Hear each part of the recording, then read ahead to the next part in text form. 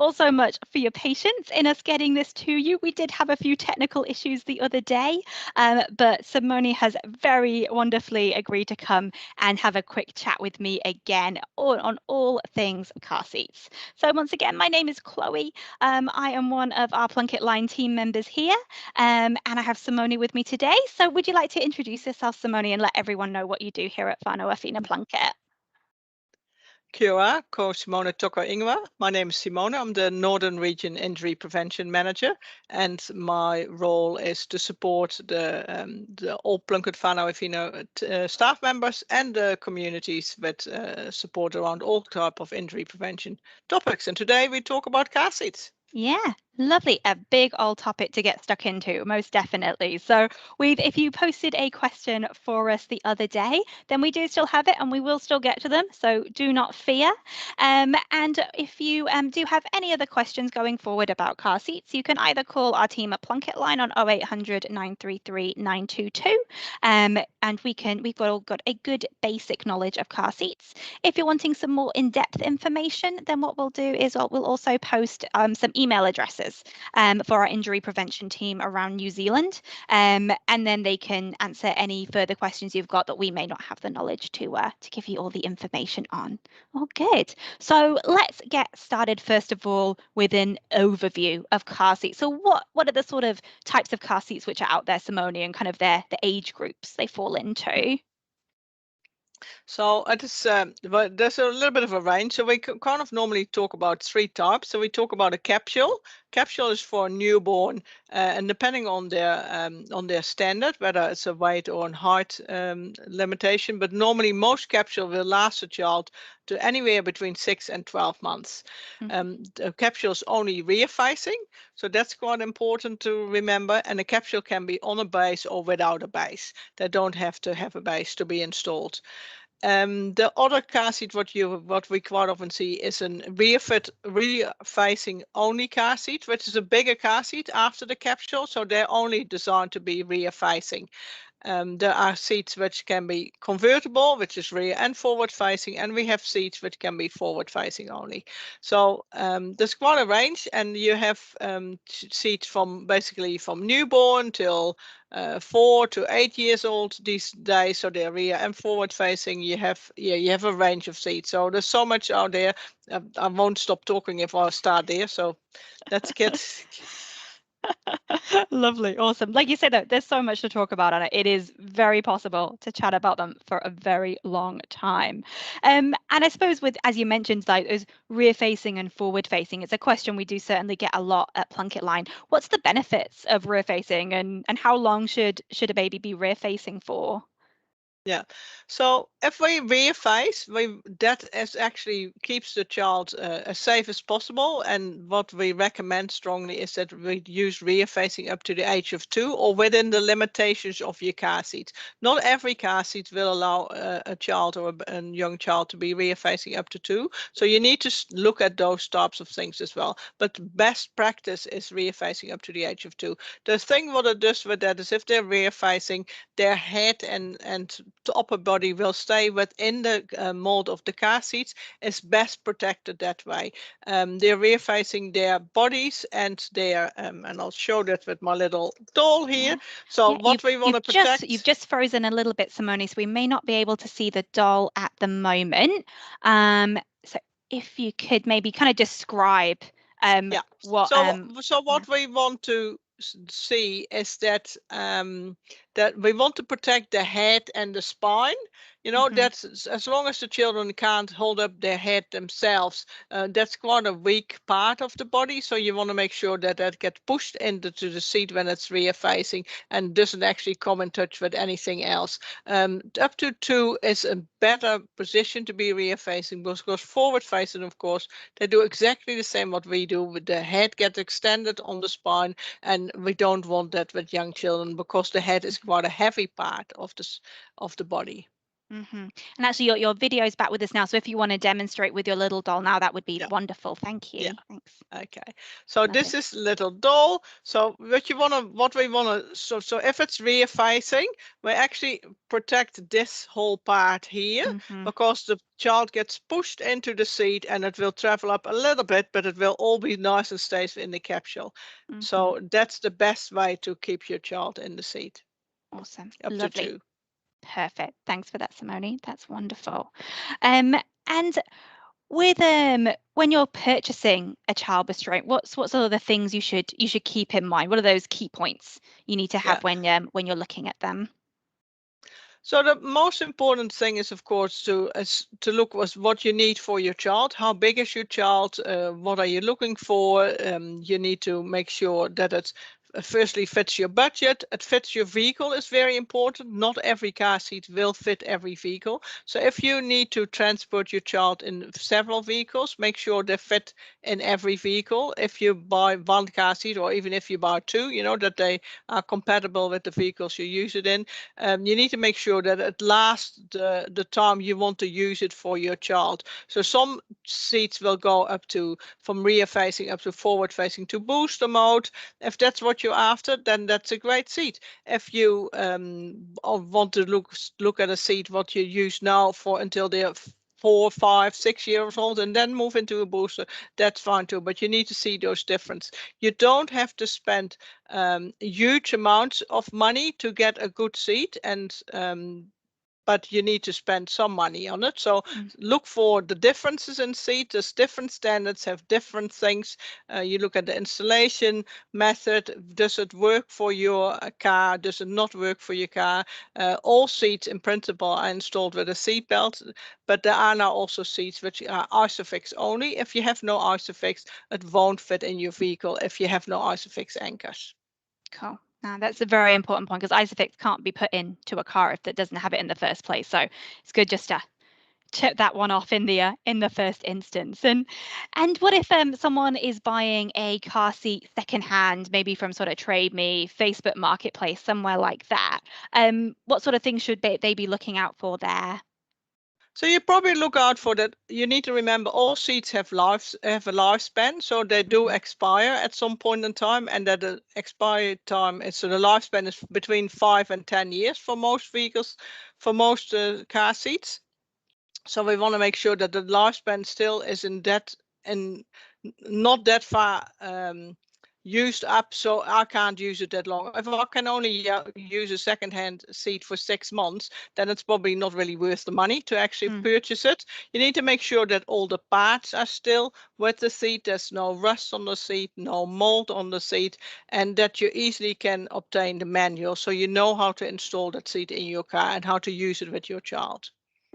Awesome. That's really good advice. Thank you. And sort of following on from that expiry as well. If say you do have a car seat, it's lived its lifespan. What do you do with it once it's expired? What's a good way to dispose of that car seat? So we at Plunket Whānau Āwhina do promote being environmentally friendly. So across the country, there's a program what's called Seat Smart. They take they have agents, and the Plunket injury prevention sites in the northern region are part for. They're not everywhere, but maybe on the move is part. There's quite a few councils are part of it, where you can return your car seat at a fee. Unfortunately, the maximum fee is $25. In some places that is discounted, and the seats get actually dismantled, and then the product itself, so the plastic gets chopped up, the metal gets melted into other products, and quite often in the construction industry. Cool. That's lovely. Awesome. Always good to be as environmentally friendly as we can. So that's fab. Lovely, lovely. And some other questions that we often get here at PlunketLine is also with positioning of children as well, kind of where they can sit. And lots of people want to have their little ones up front with them in the front of the vehicle, you know, looking out. Is that a good idea for our little ones? What kind of age can they be when they start going in the front seat? So in principle, if you have with most car seats, we see a lot of car seats tethered these days. So a tethered car seat can not go in the front seat because the front seat has no anchor point behind it. The other thing is that airbags and children don't mix very well. So the advice is, if you have space in the back seat to sit for your children, then put them in the back seat. If you must put them in the front seat because there are already younger children in the back seat, we quite often look for the oldest child being in the front, and then move the vehicle seat away from the airbag as far as possible. The physiology between children and adults are different, and airbags are designed for adults. Cool, lovely. And if you have a baby in a rear-facing capsule or rear-facing car seat, can they go in the front seat at all or no? No, so rear-facing seats cannot go in the front at all. So that's a big, big no-no. Cool. Oh, good. Good to know. If you have concerns of your baby being rear-facing the seat, make sure you travel with another adult who can actually sit next to them. Lovely. No, that is an excellent advice. And they've got all the time in the world after to be sat in the front seat, all their lives left. So yeah, fabulous. Lovely. And sort of actually going on to the questions that we got the other day as well. We did have a question in, again, kind of around sort of positioning in the vehicle as well, for a mum who had an 18-month-old and a newborn, and sort of asking, which child should be on the passenger side and which child should be on the driver's side of the rear seat. So what would you recommend for them to do in that situation?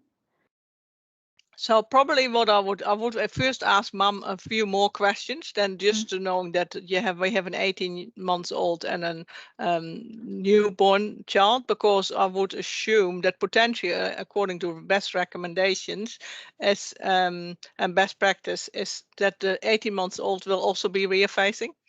You will have to fit. You have to kind of trial and error to see which seat would fit best where. So quite often a rear-facing seat takes up a lot of space. So behind the driver's seats might be quite difficult. So then you would look for the center and the passenger side. So if you can potentially put the baby in the center seat and then the child on the left-hand side, rear-facing. If the child is forward-facing, then you potentially would look either the baby in the middle or on behind the passenger and the other way around. So then the older child would be behind the driver's and the younger child would be behind the passenger seat or in the middle, if that's possible. Cool, lovely. That's awesome. Thank you. And in a sort of, or maybe to do a little bit with positioning as well, so maybe a slightly tenuous link. If a child is car sick, unfortunately, and they're looking to sort of place a towel in there to kind of reposition the seat to help with that car sickness, is there a good way, or is there a kind of a tried and tested way to do that that's recommended at all? Now, so now you tell me that you're going to put a towel under the car seat. Probably I would need more information around that too. I need to know what kind of car seat do you have, potentially also your vehicle, because the slope of your vehicle seat might also be affecting the way the car seat is fitted. I would ask you a lot more questions before I can actually say, because it's a little bit, if you tell me we put a towel underneath, where are you going to put that towel? That just doesn't really tell me enough information. So we would ask people to either call us or email us through the injury prevention emails, so we can have a more in-depth conversation, get a little bit more details, and then look at advice. The other thing, of course, you have to remember that sometimes it might be the type of seat as well, the angle, those kind of things. Can we change that? Can we not change that? So we would look at a much more aspects of the actual complete fitting of the child. Cool, lovely. And I suppose that goes about saying with any kind of questions people want to email through, the more kind of detail that they can give, the better. Any photos as well they can attach. That's really helpful as well for you guys, I would imagine. Yeah. Yeah. Cool. Yeah. Awesome. And quite often, if a mum or dad rings and says, I've got that issue with this seat, we are often asked to send us a photo so we get a better picture, because you can tell me that your child is really big in this seat, but if I see your child, I might say, oh, this is pretty normal, it's not. So there's different ways of how we look at things and perceive things. Cool. That's lovely. Thank you. And another question that I actually had in the other day from a mum over the phone, who has a 7-year-old. So legally at 7, they don't need to be in a car seat anymore, but he was still slightly under that recommended height. So 138 centimeters, a bit under that, 148 centimeters for being out of a restraint. And she still wanted to have him in a booster seat. The little one is 35 kg, but all those half boosters she can find, they've all got a limit of 36 kg. So not giving her an awful lot of wiggle room, or her son that much wiggle room either, come to think of that. So she was wondering if there's anything on the market that she can use that'll give her sort of, more value for money and more kind of growing room for her little boy as well. So is there anything out there that you might be able to recommend for her or anyone else in that position? So there are options. There are other options. If you purchase the booster cushions, like we call them, the half boosters, they normally only go up to 36 kilos. There are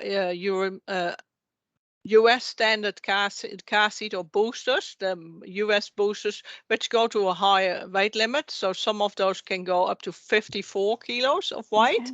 Okay. And certain models, you can also take the back off at some point and then use just the bottom part if that's what you wanted. And they will go to that same weight limit. So there are different brands and models available. You just need to you need to get some guidance on where to start looking. So we can provide that information as well on an individual basis.